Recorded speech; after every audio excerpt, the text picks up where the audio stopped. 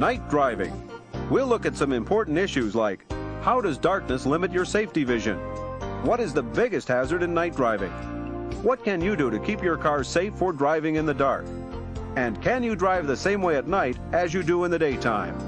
The answers to all of this and more in Night Driving. Hello and welcome to Driving Safety. I'm Patrice King-Brown. And I'm John Burnett. You may have seen some of the new technologies that can help people see more effectively in the dark. Things like night vision goggles for the U.S. military. But for now, driving at night depends on your ability to respond safely to three things. What you can see in the light from your car's headlights. What you can determine from the headlights and taillights of other cars. And the visual cues you can pick up from road signs and markers. How does darkness limit your safety vision? Let's see what researchers who study driving have discovered about seeing at night. First, low light reduces our depth perception. At night, all we can see of these two cars are two sets of taillights.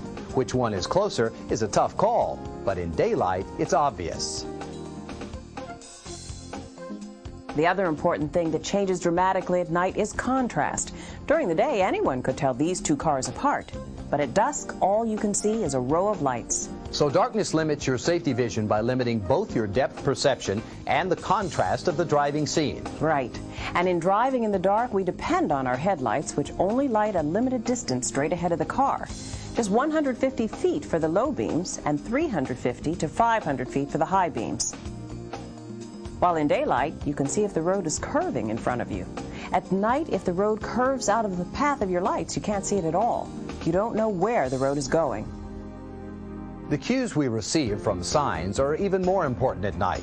For example, the safety signs around construction sites or the signs that reveal sharp curves in the road. The first modification we have to make in driving at night is slow down. Don't overdrive your headlights. That means that you've got 4 seconds to react to something and stop the car. You should also increase your following distance to at least 3 seconds. Headlights don't light up over a hill or around a curve, so we have to keep alert for dark movements and shadowy objects. And in the dark, we see unexpected objects only half as well as familiar ones. So alertness is crucial to safe driving in dark. All new cars are now required to have daytime running lights. When should you drive with your headlights on? You should have your lights on from the very beginning of dusk until sunrise. And during daytime when you're driving on a flat, boring highway.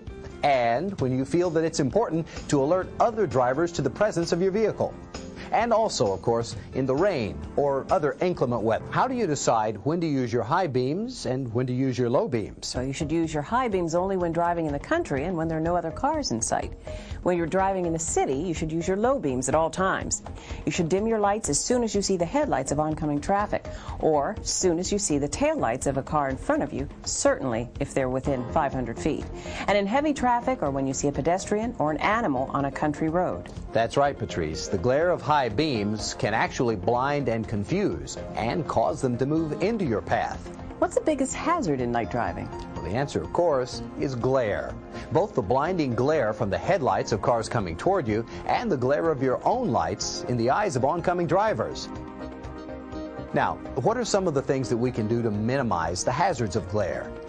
Well, one thing is to stay in the farthest lane away from oncoming traffic and focus your attention away from those lights toward the right edge of the road. Look beyond oncoming vehicles and avoid looking right at the glare from their headlights.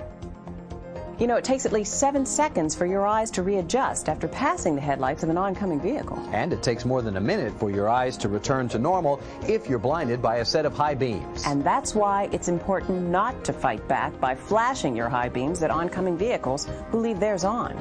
Now, because glare is such a hazard, through the years, car manufacturers have come up with some weapons to help you fight it.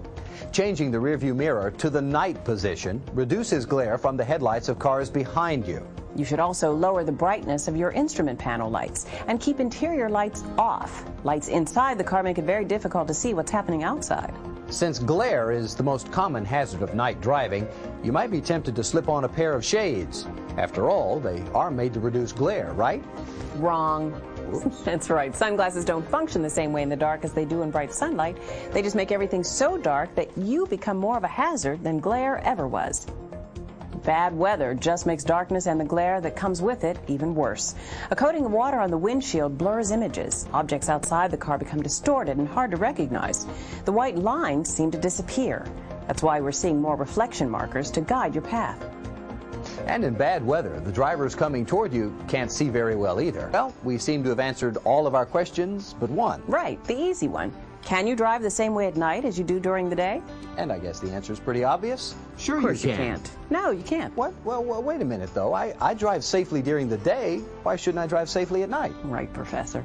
But to drive safely at night, we must modify our driving to allow a greater margin of safety for every driving maneuver that we make. Of course. All right, let's recap then. We've learned we have to drive slower and dim our lights for oncoming cars, as well as for cars ahead of us. We have to focus our attention on the right edge of the road to avoid glare. And we need to constantly look for dark movements and shadowy objects, especially unexpected ones. We need to make sure our windshields and windows are clean, and that our lights and windshield wipers and washers are in good repair. And never forget, alcohol use, the #1 factor in fatal automobile accidents, is much more common at night. Be alert to the fact that drivers sharing the road with you at night are far more likely to be intoxicated than during the day. So drive defensively. You know, someday, when night vision technology is incorporated into our cars, driving at night might not be such a challenge. But for now, doing the things we've learned about in this installment of Driving Safety is your best bet to increase your chances of avoiding accidents and other problems every time you drive at night.